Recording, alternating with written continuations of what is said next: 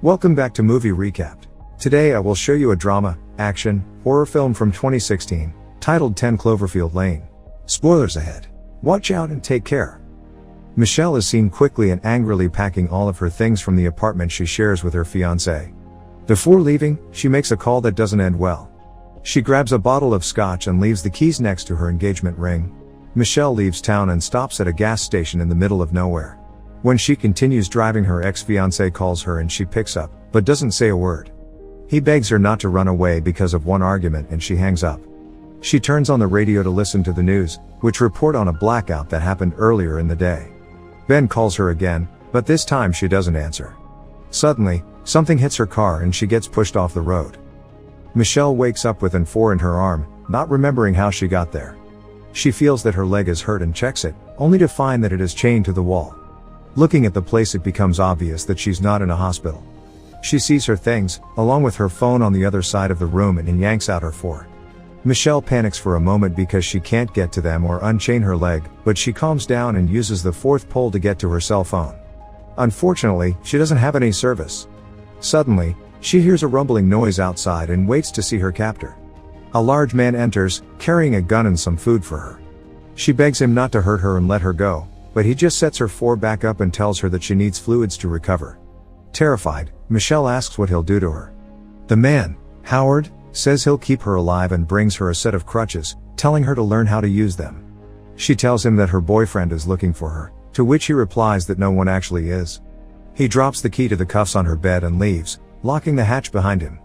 Michelle quickly unchains herself, puts her clothes on and starts looking for a way to escape. She uses the key to the cuffs to sharpen one of the clutches and waits for Howard to come back. At one point she realizes that he won't come back soon, when she hears the air circulating in a vent. She finds her matches and starts a fire inside the vent, then waits. The smoke activates the alarm and Howard rushes to the room, or rather cell. She attacks him, but he quickly incapacitates her and sedates her.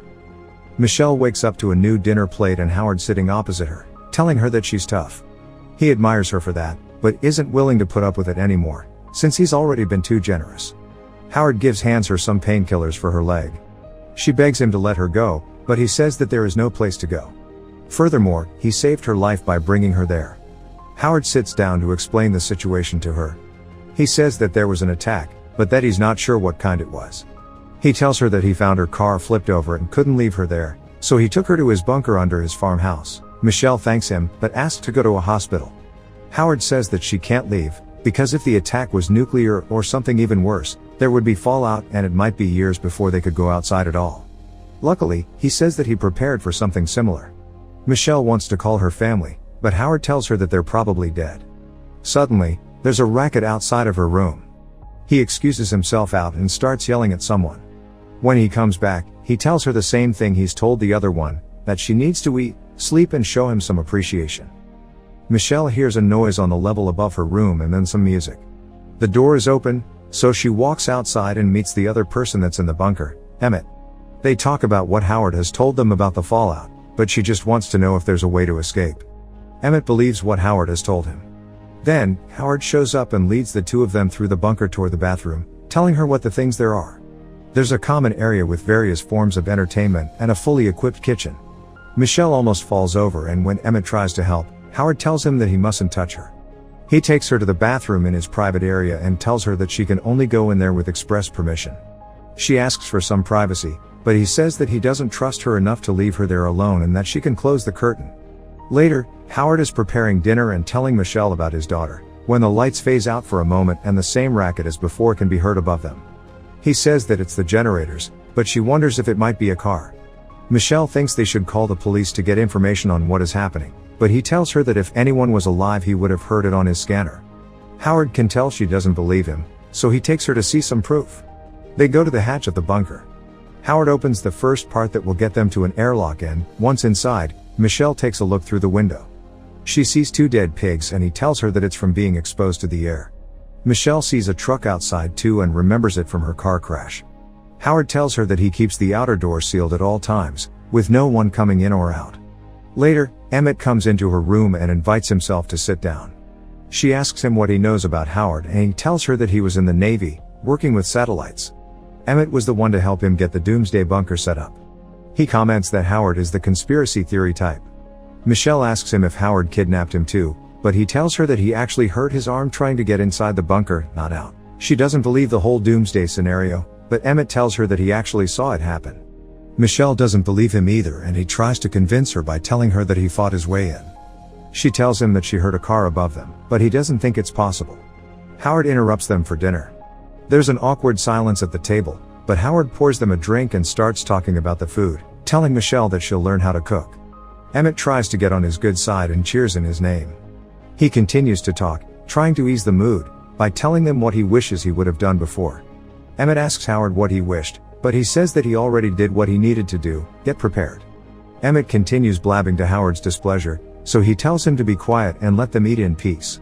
Michelle sees the keys on his belt, then continues the conversation that Emmett had started before.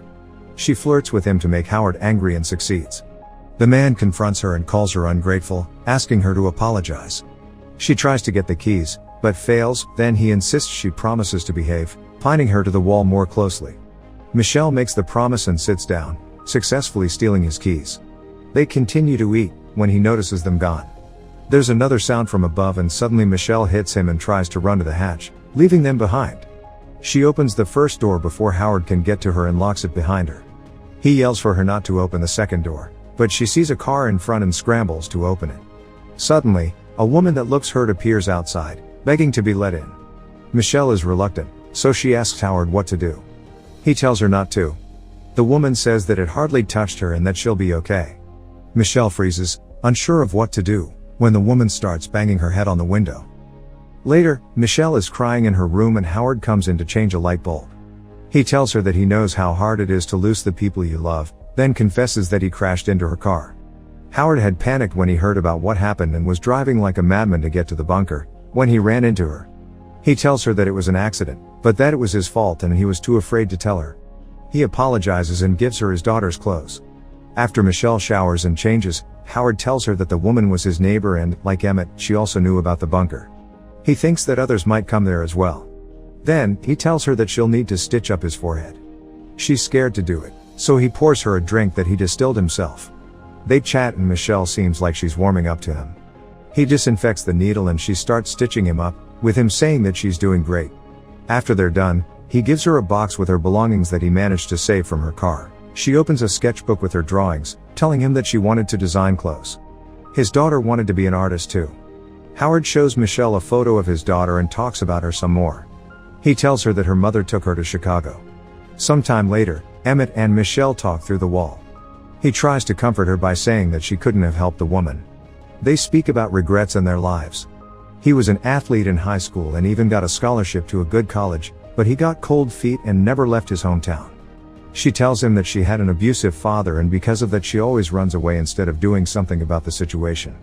Emmett thinks that there must be a reason behind their survival. In the following days, Michelle starts to cozy up a little. Their dinners aren't as awkward anymore. She becomes more relaxed and friendly with Emmett. The three of them even play games together and eventually, she even gets closer with Howard too. One day, Michelle and Emmett are in the common area, having fun and talking, when suddenly the bunker starts shaking and there's some strange noise outside. She calls for Howard asking for reassurance, when they realize they can hear helicopters. He tells them that if it was helicopters, they wouldn't be theirs, but only part of the second phase of the attack. Howard thinks that it might even be extraterrestrials, patrolling for the last remaining signs of life. All of a sudden, an alarm activates.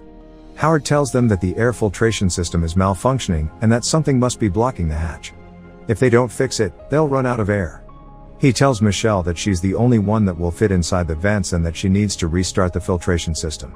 Before she crawls in, he instructs her on how it's done and tells her not to get stuck because they won't be able to get to her and help.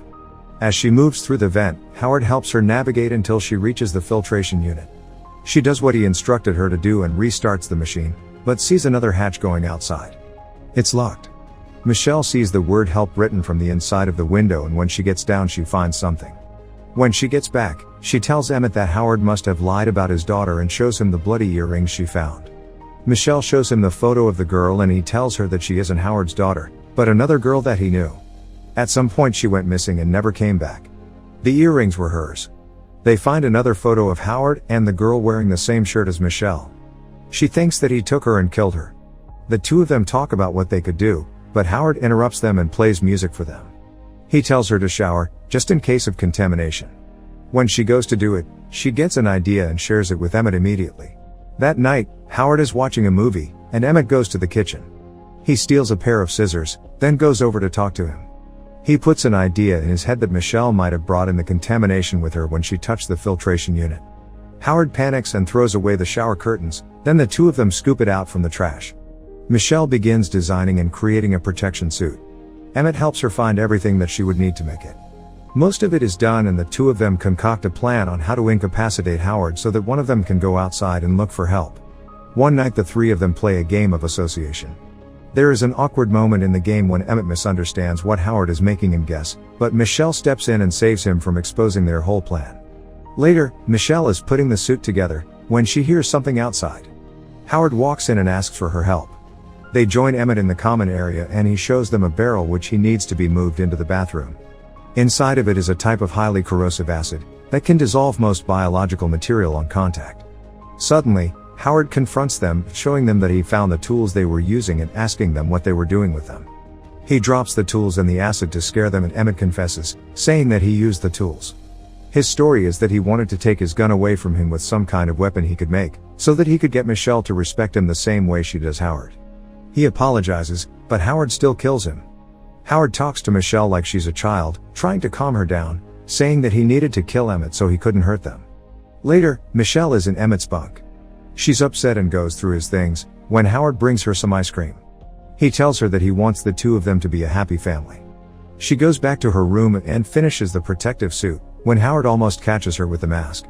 He walks in and asks her to dinner, but a bolt falls from the vent and he goes to check it. Howard doesn't find the mask, however he sees a piece of the suit under her mattress and uncovers the whole thing. Michelle locks him in her room and runs to get the liquid nitrogen. Howard catches up to her and she spills the acid on him, managing to escape.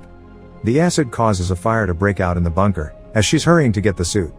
Howard, still alive somehow, catches up to her again, but she incapacitates him. Michelle straps the suit to her leg and goes inside the vent. As she's crawling through, she sees that Howard isn't where she left him and suddenly he stabs through the vent. He opens one of the hatches and grabs her, telling her that she doesn't know what's outside and that she can't run from them. Howard begs her to stay, but she breaks out of his grip and gets to the filtration system room. Michelle puts the suit on and goes up the stairs. She sprays the lock with the nitrogen, but it doesn't break immediately.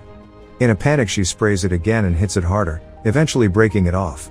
Michelle makes it outside of the bunker and instantly heads for the truck. She rips her suit getting in, but manages to close the hole. Suddenly, she hears birds chirping and sees them flying in the sky, so she takes her mask off. As she's taking a big gulp of air, she hears something in the distance and sees some kind of flying object. Suddenly, the bunker explodes. The object heads straight toward her and drops something in the crop. Michelle can't find the keys to the truck, so she goes to the woman's car, accidentally activating the alarm.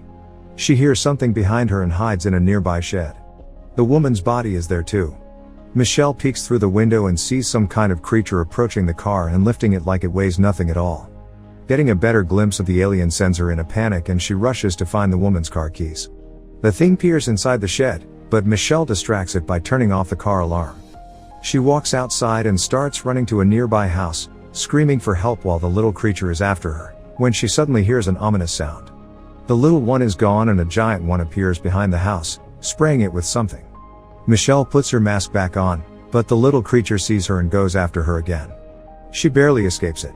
Suddenly, tentacles appear all around the truck and a giant creature picks her up. As she's being pulled into its mouth, Michelle finds a lighter and the bottle of scotch. She makes an explosive out of it fast and throws it into the mouth of the giant, blowing it up. Michelle survives. The creature doesn't. She takes the woman's car and drives away from the farm. Suddenly, the radio turns on and she hears a human message telling survivors where to go. Michelle is faced with a decision: go to the liberated town of Baton Rouge or head to Houston where the fight is still in progress. She turns for Houston. Make sure to subscribe and turn on notifications so you can watch more videos like this. Thanks for watching.